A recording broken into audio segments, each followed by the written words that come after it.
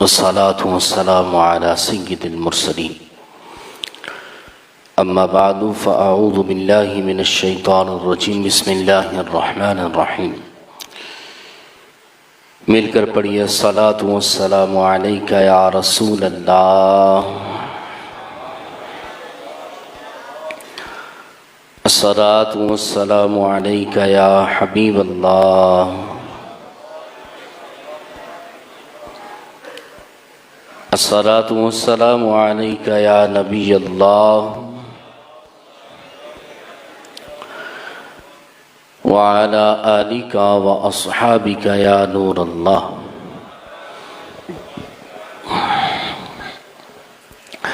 अल्लाह का एहसान है कि उसने हमें इस वक्त में अपने घर का मेहमान बना रखा है। आप गौर करें, यही वो वक्त है कि जिसके अंदर मुख्तलिफ लोग तरह तरह के गुनाहों में मुलव्विस होंगे। कोई कुछ कर रहा होगा, अगर गुनाह में न भी सही तो कई लोग दुनियावी कामों में लगे होंगे। अल्लाह का हम पर ये एहसान ये है कि रब ने सारी झंझटों से बचाकर अपने घर का मेहमान बना रखा है। ये उसका एहसान है। और अल्लाह के घर में आने की तौफीक मिलना ये कोई आम बात नहीं है। तवज्जो, कुछ लोग कहते हैं कि नमाज पढ़ने का टाइम नहीं मिलता, मस्जिद में आने का टाइम नहीं मिलता, महफिल में आने का टाइम नहीं मिलता। अरे बंदे खुदा, ये बात नहीं कि तुझे टाइम नहीं मिला, बात ये है कि रब ने आने की तौफीक अता नहीं फरमाई। अब अगर कोई आ जाता है तो रब का बड़ा एहसान उस बंदे पर हुआ करता है। तो महफिलों में, मस्जिदों को आबाद करने में हमें अपना किरदार अदा करना चाहिए। महफिलों में आने जाने को अपनी आदत बनाना चाहिए। और आज तो हमने बात करनी है उस इमाम की कि जिसका कलाम बचपन से हम सबसे औला वाला हमारा नबी सुनते आ रहे हैं। आज हमने उस इमाम की बात करनी है कि आंख खोली, कानों ने सुनना शुरू किया तो हमारे कानों में आवाज आ रही थी, मुस्तफ़ा जाने रहमत पे लाखों सलाम। है उस इमाम के कलाम को अल्लाह ने ऐसी शोहरत अता फरमाई है कि सदियों से आपका कलाम और जमाने से पड़ा आ रहा है। आज उसी इमाम के कुछ इल्म के बारे में बात करनी है। आला हजरत रहमतुल्लाही ताला अलैह इमाम अहमद रजा खान फाजिरे बिलेलवी रहमतुल्लाही ताला अलैह, अल्लाह ने आपको एक अंजुमन बनाया था। हमा जहद शख्सियत अल्लाह ने आपको बनाया था।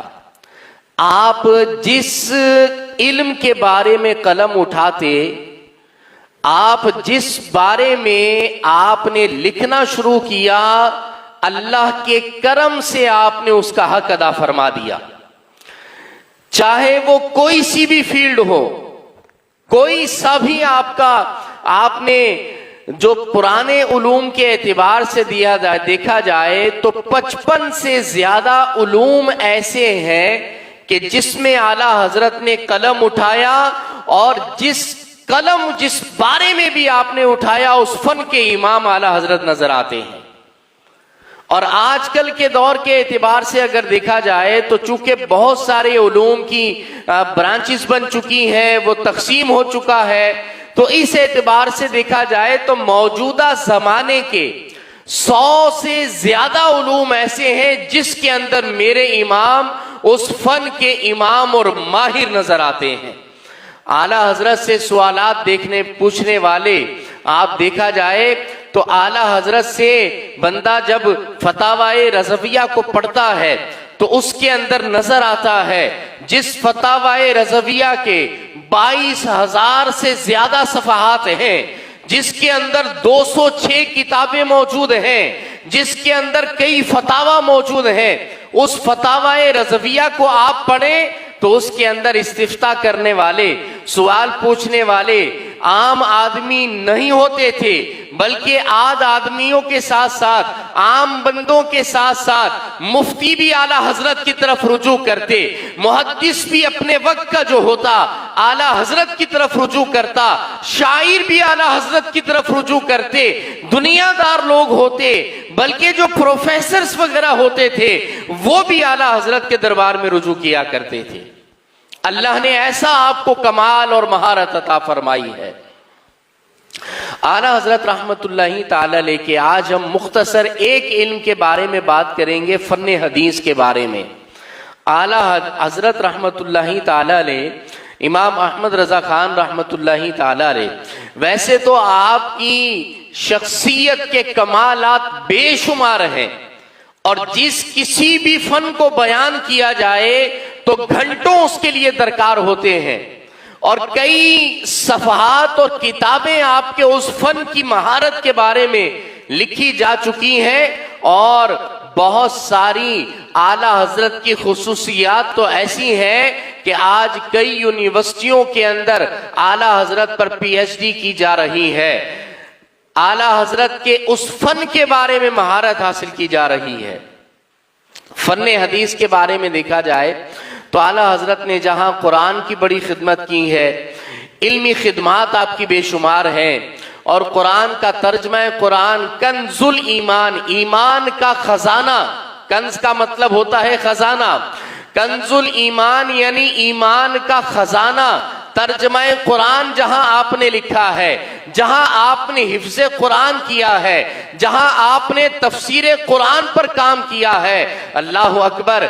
आला हजरत रहमतुल्लाहि ताला अलैह ने जब कुरान का तर्जमा लिखा तो वो तर्जमा सिर्फ लफ्जी नहीं था, बल्कि वो तफसीरी तर्जमा है कि आला हजरत का तर्जमा पढ़े और तर्जमा पढ़ने के बाद कोई सी भी तफसीर उठाकर देख लें, मुस्तनद तफासिर उठाकर देखेंगे और पढ़ेंगे तो उसका निचोड़ उस तफसीर का आला हजरत के तर्जमे के अंदर नजर आएगा।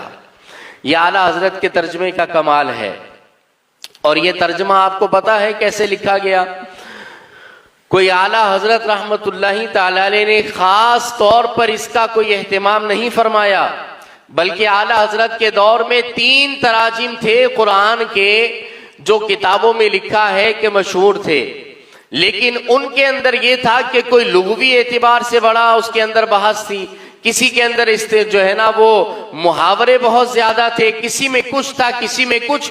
तो जरूरत इस बात की थी कि उस वक्त के जमाने के एतबार से कुरान का तर्जमा एक ऐसा हो जो आम फहम हो और लोगों को समझ आए।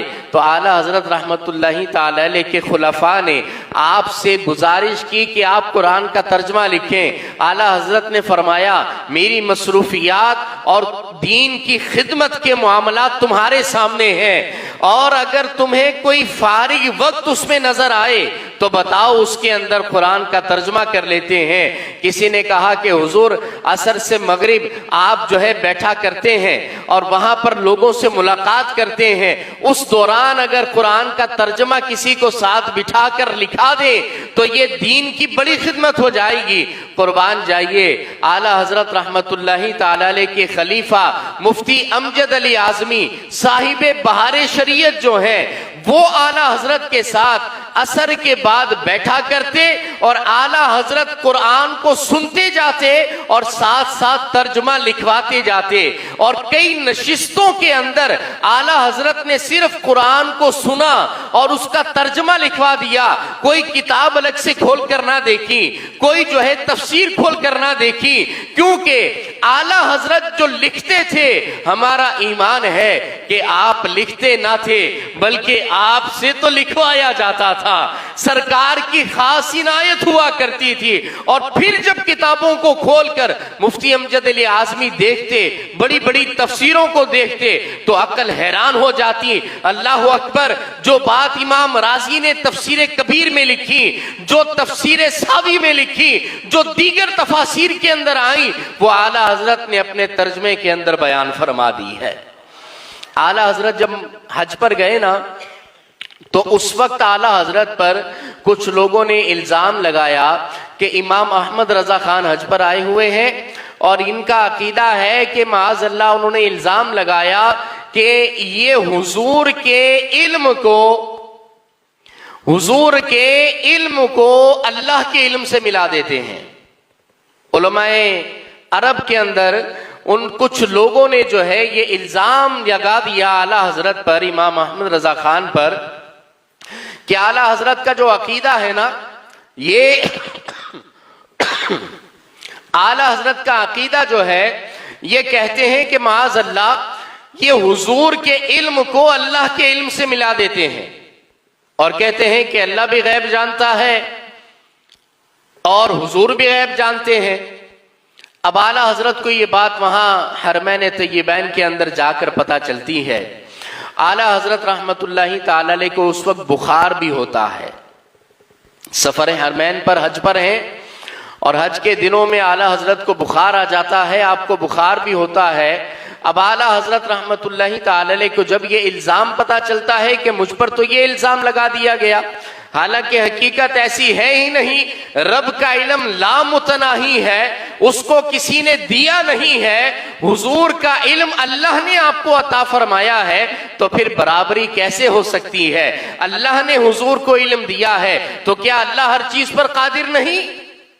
तो आला हजरत ने 7.5 घंटों में एक किताब लिखी जिसके अंदर बहुत सारी कुरान की आयत अपने अकीदे पर पेश की, बहुत सारी अहादीस आला हजरत ने अपने अकीदे पर पेश की। और उस वक्त में आप समझते हैं कि बंदे की लाइब्रेरी, जो कुतुब खाना होता है, वो तो अपने घर के अंदर होता है। आजकल का दौर तो नहीं कि आईपैड के अंदर लाखों किताबें लेकर आप हर जगह घूमते हो, या लैपटॉप के अंदर हजारों किताबें आपकी मौजूद हो, जहां जाएं आप जो है वो बुक लेकर चले जाएं, छोटा सा आप जो है वो आईपैड या फिर टैबलेट लेकर चले जाएं। वो दौर ऐसा तो नहीं था, और वो भी आजकल भी बहरहाल आसान नहीं। तो आला हजरत ने उस वक्त, आपकी लाइब्रेरी आपके साथ नहीं थी, आपकी किताबें आपके साथ नहीं थी, सिर्फ अल्लाह ने जो आपको इल्म अता फरमाया, तो उस इल्म की अता के करम पर आला हजरत रहमतुल्लाहि ताला अलैह ने 7.5 घंटों में एक किताब को लिखा, जिसका नाम आपने लिखा अद-दौलतुल मक्किया बिल माद्दतिल गैबिया। और ये किताब ऐसी है, बंदा इसको पढ़े तो इश्क़े रसूल में भी इजाफा होता है, बंदे का अकीदा और ईमान भी मजबूत होता है, और उसने इल्म के दरिया उसके अंदर आपने बहा दिए। जब वो किताब आला हजरत की उलमाए अरब को पेश की गई और अरबी के अंदर जब उन्होंने इसको पढ़ा, तो फिर कहने लगे कि इल्जाम तो वाकई गलत लगाया गया है। बहुत सारे उलमाए अरब ने, ज़ियाउद्दीन मदनी रहमतुल्लाहि ताला अलैह वहां हरम में आला हजरत के खलीफा हुआ करते थे, आला हजरत जब वहां से गुजर गए तो उसके बाद जब सफर पूरा हो गया, आपके वापस आ गए बरेली के अंदर, आला हजरत के खलीफा ज़ियाउद्दीन मदनी इस किताब को मुख्तलिफ उलमा को पेश किया करते। उलमा जब इस किताब को पढ़ते तो पूछते किसने लिखी है? ज़ियाउद्दीन मदनी फरमाया करते, मेरे शेख ने लिखी है, मेरे पीर ने लिखी है, मेरे जो है वो बड़े ने लिखी है। अच्छा, पूछते कितने अरसे में लिखी है बताओ? तो ज़ियाउद्दीन मदनी रहमतुल्लाहि ताला अलैह फरमाया करते, कितने दिनों में नहीं, महज बुखार की हालत में 7.5 घंटों में आला हजरत ने ये किताब लिखी है।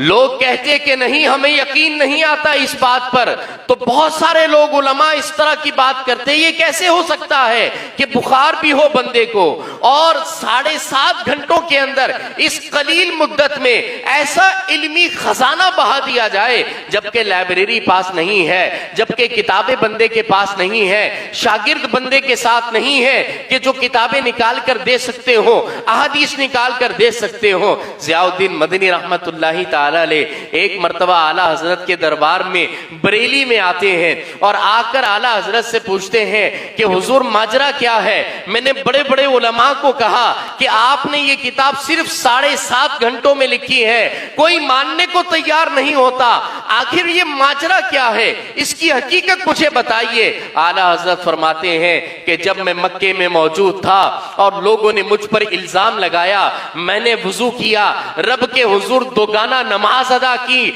और मैं बाबे काबा के सामने जाकर बैठ गया। मैंने अपनी आंखों को बंद किया और मुझे सामने नजर आ रहा था कि बाबे काबा, काबे के दरवाजे के बीच में नबी पाक मोहम्मद मुस्तफा सल्लल्लाहु अलैहि वसल्लम आप तशरीफ फरमा है। आपके दाएं जानिब की तरफ हजरत अलीउल मुर्तजा मौजूद हैं और फिर आपके बाएं जानिब, आपकी बाएं जानिब जो है हजरत गौसे आजम रहमतुल्लाही ताला अलैह मौजूद होते हैं। मैं आपको देखता हूं, अपना मसला पेश करता हूं कि हुजूर ये माजरा है। वल्लाह मामला ये था कि आप बताते जाते थे, मैं लिखता चला जाता था।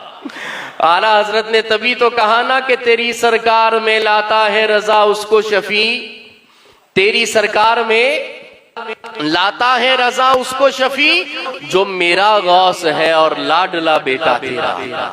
तो वो जो हम बात कर रहे थे कि आला हजरत लिखते नहीं बल्कि आपसे तो लिखवाया जाता है, आपसे तो दीन का काम लिया जाता है। ऐसी खिदमात आला हजरत रहमतुल्लाही ताला अलैह की हैं। जब ऐसे बड़े इमाम हमारे इमाम हो, हम उनके नाम लेने वाले हो, तो फिर उनका दिन आए तो क्या हम चुप करके बैठे रहें, अल्लाह का शुक्र अदा न करें कि मौला तेरा एहसान ऐसी अजीम हस्ती का दामन हमें अता फरमाया।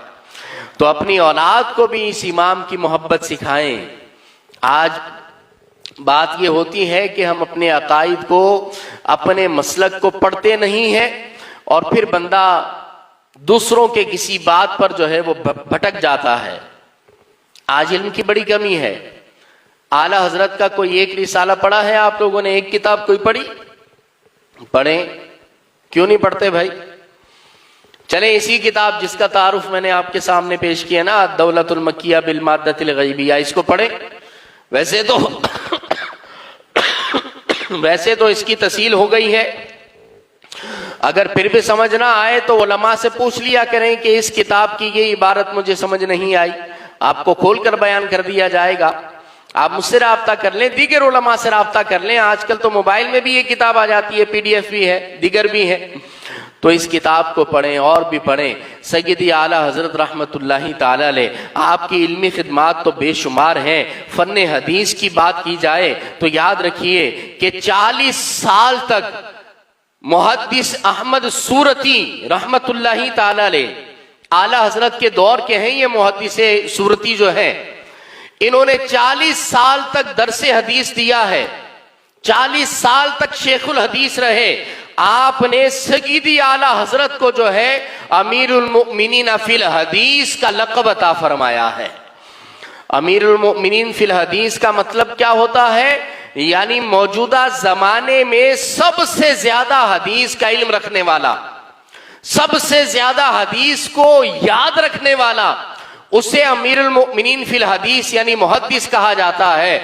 14वीं सदी हिजरी के सय्यदी आला हजरत मुहद्दिस हैं और आपने इतना इल्मे हदीस पर काम किया है। आपने पढ़ना हो तो फिर मुनीरुल ऐन आला हजरत की एक किताब है जो कि आपने जो है अंगूठे चूमने के हवाले से आपने लिखा है। बाज लोग एतराज करते हैं ना कि अंगूठे चूमना तो ये तो जो है वो दुरुस्त नहीं है, और किसी से सुना वो शिर्क भी इसको कहने लगा।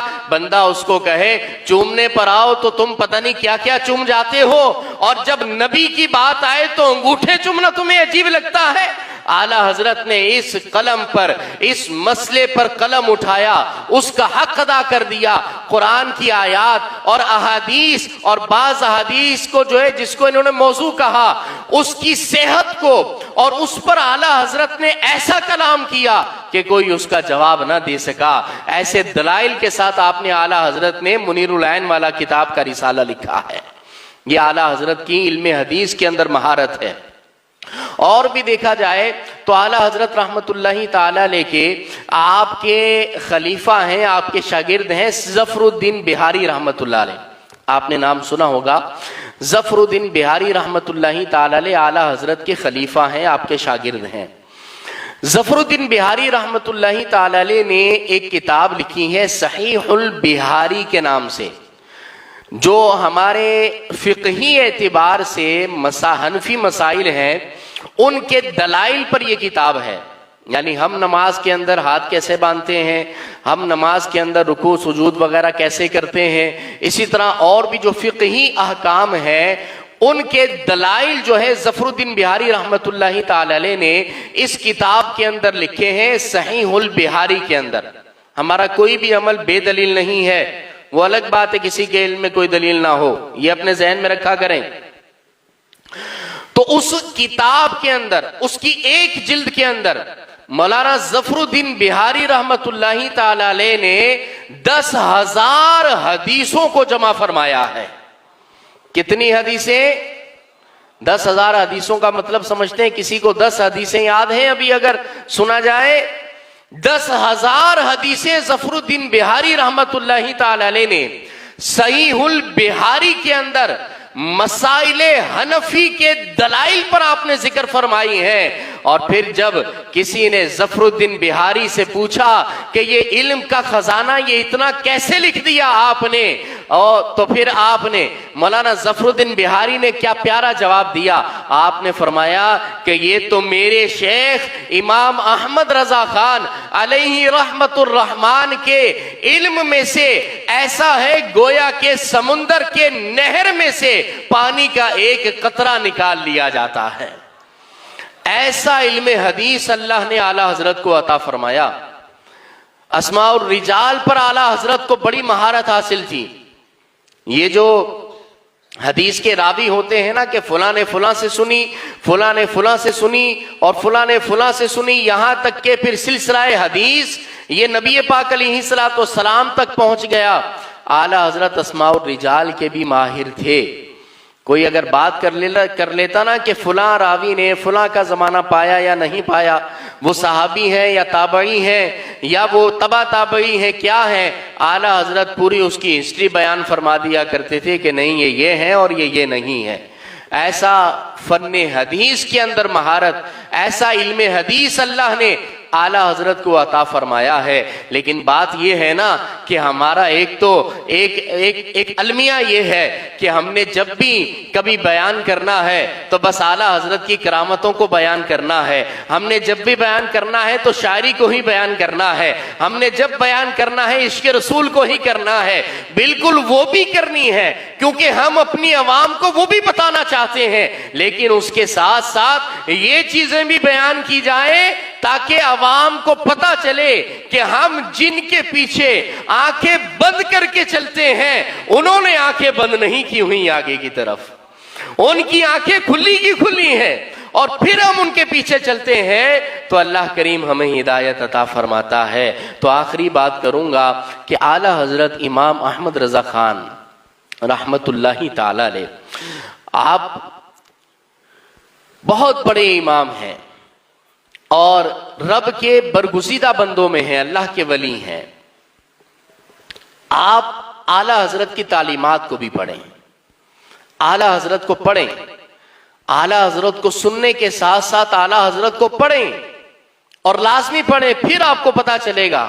आला हजरत की किताबें पढ़ें तो इश्क़ रसूल में इजाफा होता, आला हजरत की किताबें पढ़ें तो इल्म दीन में इजाफा होता, आला हजरत की किताबें पढ़ें रब की ज़ात पर, तौहीद बारी ताला को आला हजरत ने कैसा बयान किया उसको पढ़े तो रब की ज़ात पर यकीन बढ़ जाता है और क्या क्या बयान किया जाए। तो बहरहाल आप आला हजरत की किताबों को, छोटे छोटे रिसाले भी आजकल तो अलग अलग करके छपना शुरू हो चुके हैं, इसको लेकर आप जो है वो पढ़ सकते हैं और पढ़ेंगे तो इंशाअल्लाह फिर पता चलेगा कि आला हजरत कैसी इल्मी शख्सियत हैं और रब के कैसे अल्लाह ने आपको जो है वो इल्म का समंदर और दरिया अता फरमाया है। बड़े बड़े उलमा जब आला हजरत की तसानीफ को पढ़ते हैं तो वो दंग रह जाते हैं। अल्लामा इब्ने आबिदीन शामी रहमतुल्लाहि ताला अलैह, फतावा शामी का नाम आपने सुना होगा। फतावा शामी पर आला हजरत ने हाशिया लिखा जद्दुल मुमतार के नाम से, और उलमा ने जब उस जद्दुल मुमतार को पढ़ा तो कई मुफ्तियान इस्लाम ने कहा कि अगर अल्लामा इब्ने आबिदीन आला हजरत के दौर में होते तो अल्लामा शामी आला हजरत की शागिर्दी इख्तियार कर लेते। ऐसा इल्म अल्लाह ने आपको अता फरमाया। तो रब्बे करीम की बारगाह में दुआ करते हैं कि अल्लाह करीम ने दुनिया में तो हमें आला हजरत का नाम लेने वाला बनाया है। क़यामत के दिन भी अल्लाह करीम आला हजरत का नाम लेते रहते जन्नत में जाना नसीब फरमाए। आपने जो शफाअत की बातें लिखी हैं, हुजूर की शफाअत अल्लाह करीम हमें अता फरमा दे।